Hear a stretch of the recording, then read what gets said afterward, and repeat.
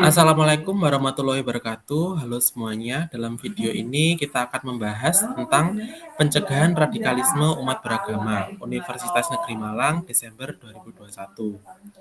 Presentasi ini disusun oleh Adib Sultanul Aisyar, Anandro Anung Nugroho, Anggitiara Yunanti, Ardias Kusumawardana, Ayu Putri Kemalasari, dan Dede Fajar Prasetyo. Untuk bab yang pertama kita akan membahas tentang pengertian jihad dan radikalisme umat beragama.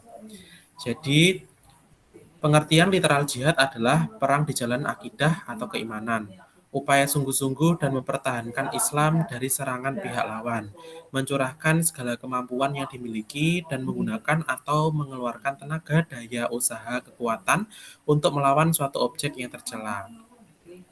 Pengertian kontekstual jihad adalah usaha semaksimal mungkin untuk mencapai cita-cita dan upaya untuk membela agama Islam dengan benda, harta, jiwa, dan raga. Dengan demikian, jihad dalam pengertian kontekstual adalah perjuangan yang dilakukan oleh individu Muslim atau kelompok Islam dalam menyiarkan agama Islam dan perjuangan lain seperti di bidang pendidikan, kesehatan, moral, ekonomi, sosial, budaya, politik, keamanan, hak dan kewajiban, serta lapangan pekerjaan dan bidang-bidang lainnya. Seperti telah dikemukakan di atas, jihad berbeda dengan perang. Jihad yang diartikan perang menurut Ali 1996 sebenarnya tidak dikenal dalam ajaran Islam. Selaras dengan hal tersebut, maka jihad berbeda dengan perang atau vital dan hard. Jihad di dalam Al-Quran juga berarti berjuang.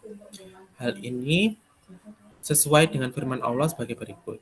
Misi diturunkannya Islam ke alam semesta ini adalah rahmatan lil alamin dan sebagai pedoman manusia dalam mengemban misi utamanya, yaitu sebagai khalifah Allah di muka bumi. Dengan demikian, umat Islam dituntut untuk selalu menjaga harmoni kehidupan di tengah dua karakter negatif yang ada dalam dirinya, seperti ifsad fil al-ad atau kecenderungan untuk membuat kerusakan di muka bumi dan safka al-dima atau potensi konflik antar sesama manusia.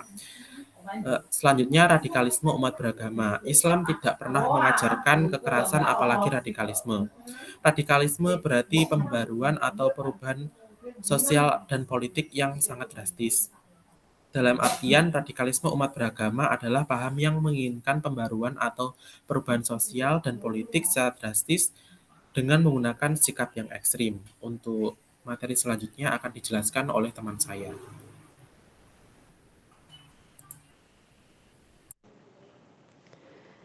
Baik, terima kasih. Di sini saya menjelaskan mengenai landasan dan macam-macam jihad. Untuk yang pertama adalah landasan jihad. Menurut sebagian ulama fikih seperti Zainuddin bin Abdul Aziz Al-Malibari, yaitu penulis Fath Al-Mu'in, Imam Malik, Imam Nawawi, dan Al-Syafi'i, hukum jihad adalah fardu kifayah dan fardu ain. Fardu kifayah berarti bahwa jika jihad telah dilakukan oleh orang yang memenuhi persyaratan, maka gugurlah kewajiban orang yang menunaikan dan segenap muslim lainnya. Jihad menurut status hukum ini meliputi penegakan hukum Islam, belajar ilmu tafsir, hadis, fikih, dan ilmu-ilmu pelengkap lainnya. Landasan jihad yang berstatus hukum fardu kifayah antara lain terdapat dalam Quran Surat Al-Fat ayat 17. Jihad hukumnya fardu ain, berarti bahwa jika pemimpin umat Islam telah memaklumkan mobilisasi umum bagi kaum muslimin yang memiliki kemampuan untuk melaksanakan jihad dengan segenap kekuatan yang dimilikinya. Misalnya, pada saat umat Islam merasa terhalangi untuk melaksanakan rukun Islam dan terusik kedaulatan bangsa dan negaranya, maka mereka diperintahkan untuk berjihad atau berjuang bersungguh-sungguh di jalan Allah. Yang kedua adalah macam-macam jihad. Jihad ditinjau dari macamnya dapat dipilah menjadi dua, yaitu jihad universal dan jihad kontekstual. Macam-macam jihad secara kontekstual di era modern menurut Sabirin 2004 teridentifikasi ada tiga, yaitu jihad memerangi musuh secara nyata, jihad melawan setan, dan yang terakhir adalah jihad mengendalikan diri sendiri. Jihad dalam pengertian universal mencangkup seluruh ragam jihad yang bersifat lahir dan batin. Lebih lanjut, Sabirin 2004 mengemukakan bahwa jihad di zaman modern lebih bersifat kontekstual, yakni meliputi jihad di bidang ekonomi, sosial, dan ilmu pengetahuan. Jihad ekonomi adalah upaya membebaskan diri dari kemiskinan sehingga umat Islam menjadi umat yang kaya.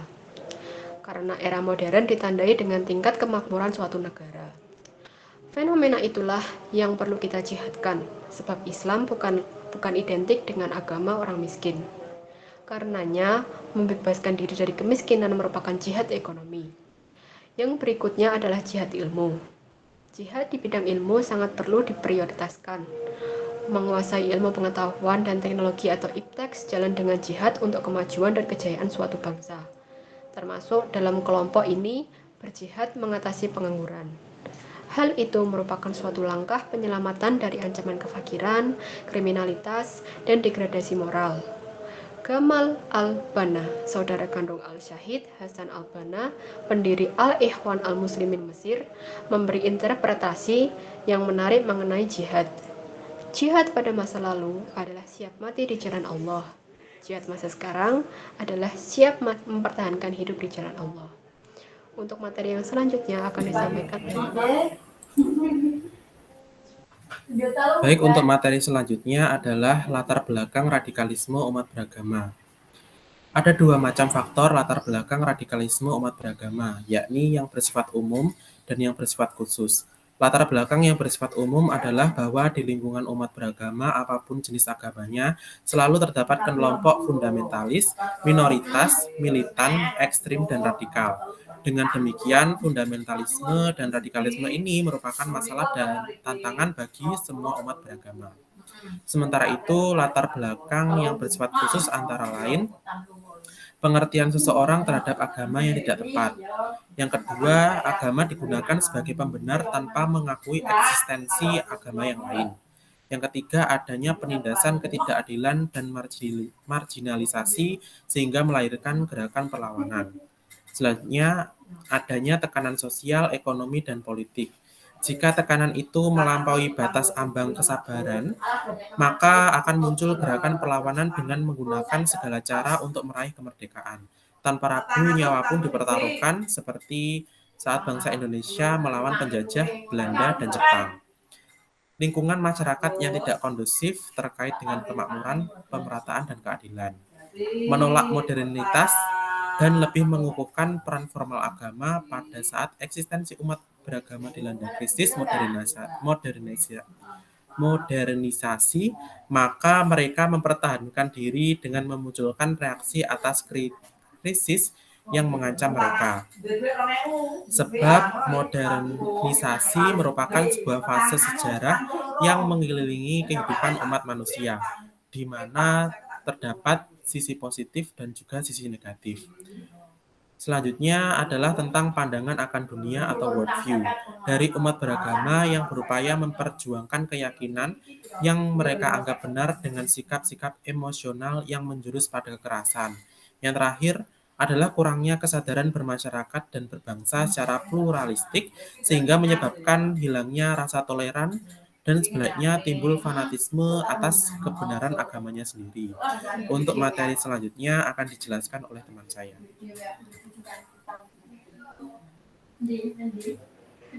Untuk materi yang selanjutnya adalah bentuk dan dampak radikalisme umat beragama. Yang pertama adalah bentuk-bentuk radikalisme umat beragama. Bentuk-bentuk radikalisme umat beragama ada beberapa jenis, yaitu aksi teror, bom bunuh diri, saling menyerang, aksi kekerasan, intimidasi, perlawanan terhadap pemerintahnya, dan lain sebagainya. Aksi radikalisme umat beragama yang terjadi belum lama ini antara lain, yang pertama adalah timbulnya aksi kekerasan seperti tragedi Black Tuesday World Trade Center pada tanggal 11 September 2001 di Amerika Serikat. Yang kedua adalah tragedi bom di Legian Bali dan pengeboman Hotel JW Marriott di Jakarta. Yang ketiga adalah aksi teror di Thailand Selatan, khususnya di Provinsi Patani, Narathiwat, Yala, dan Songkhla. Teror tersebut secara misterius berkecamuk di daerah tersebut di mana mayoritas penduduknya adalah Muslim dan Buddha.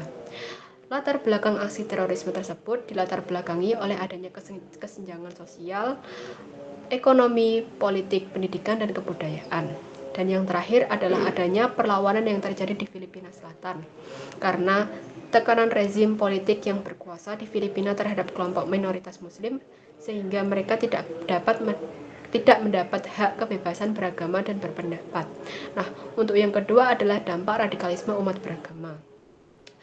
Secara umum, radikalisme umat beragama ini mengakibatkan terjadinya teror dan kekerasan, bahkan menimbulkan konflik dan peperangan secara horizontal dan vertikal.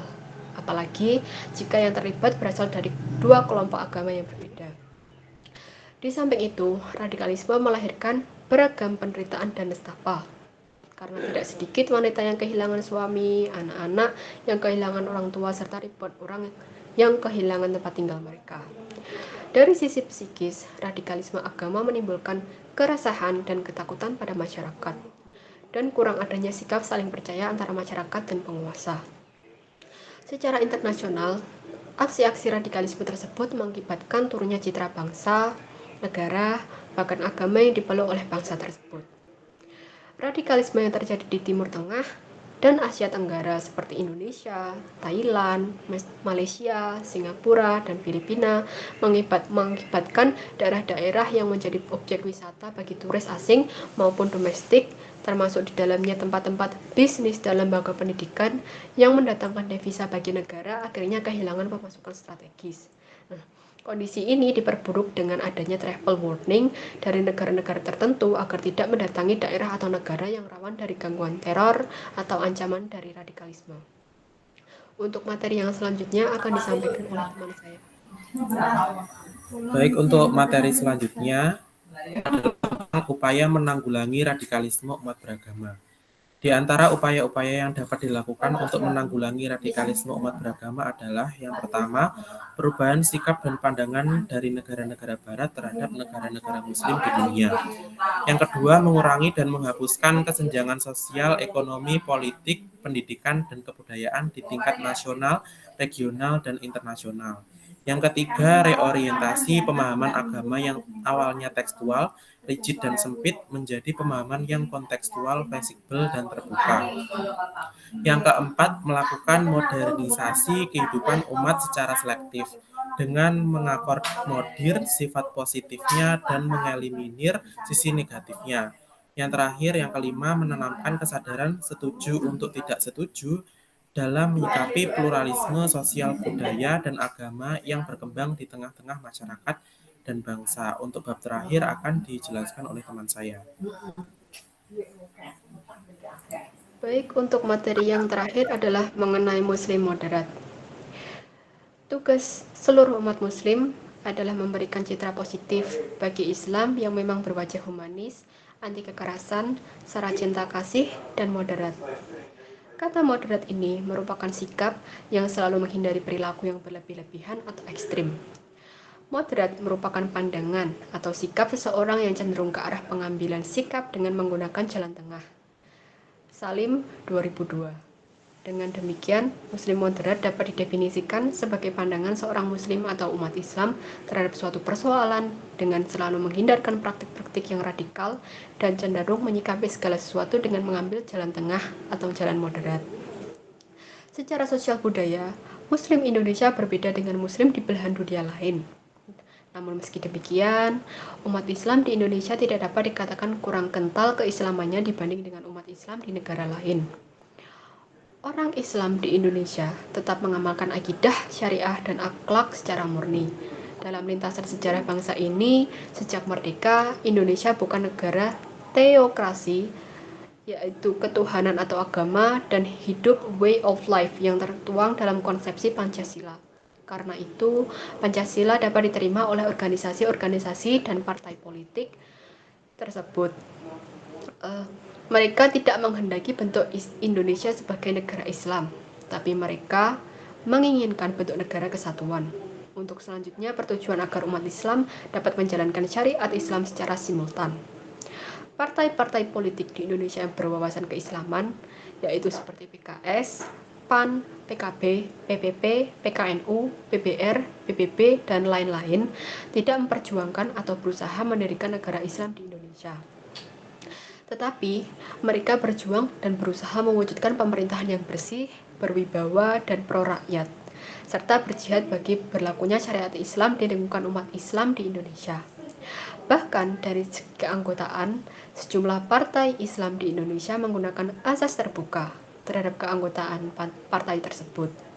Dalam arti, walaupun partai Islam, namun anggotanya bahkan pengurus atau wakilnya di parlemen dapat datang dari kalangan orang non-Muslim. Di sini tampak jelas moderatisme partai-partai Islam di Indonesia. Dengan demikian, radikalisme umat Islam di Indonesia bukan bersumber dari budaya asli umat Islam di Indonesia, sebab pada dasarnya mereka adalah komunitas yang moderat. Maraknya konspirasi politik dan kepentingan pragmatis dari pihak tertentu, baik dalam maupun luar negeri, berpotensi untuk merusak cita Islam dan citra umat Islam di Indonesia, yang merupakan negara berpenduduk Muslim terbesar di dunia.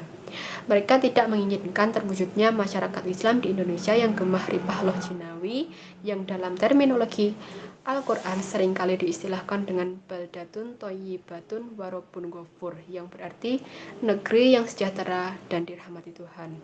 Baik, untuk selanjutnya saya kembalikan ke moderator. Baik, ini adalah akhir dari video presentasi dari kami. Terima kasih telah menonton semuanya. Semoga para viewer dapat mengamalkan cara mencegah dalam melakukan sifat dan sikap radikalisme. Terima kasih telah menonton video ini. Sampai jumpa lagi. Wassalamualaikum warahmatullahi wabarakatuh.